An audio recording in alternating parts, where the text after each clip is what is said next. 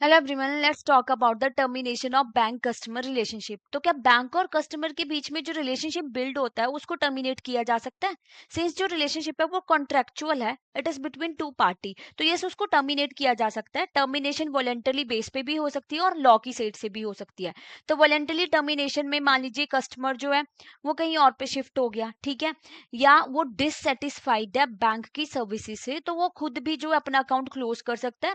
और मान लीजिए बैंक में ना कोई कस्टमर फ्रॉडुलेंट एक्टिविटीज कर रहा है, चेक लगवा रहा है जो एक्चुअल में क्या है डिसऑनर हो रहे हैं बार बार, और बैंक को अगर ऐसा लगता है कि ये कस्टमर बार बार ये एक्टिविटीज किए जा रहा है डिस्पाइट गिविंग नोटिस, तो बैंक जो है टर्मिनेट कर सकता है रिलेशनशिप उस कस्टमर के साथ।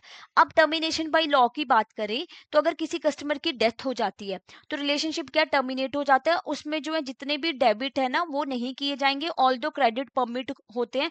मान लो किसी पर्सन की डेथ होगी जिसको पेंशन आती थी तो उस अकाउंट में क्रेडिट आता रहेगा बट डेबिट नहीं होगा कुछ भी, और बाद में वो पैसा उसके आगे लीगल एयर्स नॉमिनी को ट्रांसफर हो जाता है। बैंकरप्सी होगी कस्टमर या लिक्विडेशन होगी कंपनी में, तो ऐसे में जो पैसा अकाउंट का वो लिक्विडेटर अपॉइंट हो जाता है, उस अकाउंट का मालिक अब लिक्विडेटर है, वो देखेगा कि कहाँ कहाँ पे पैसा जो है देना है।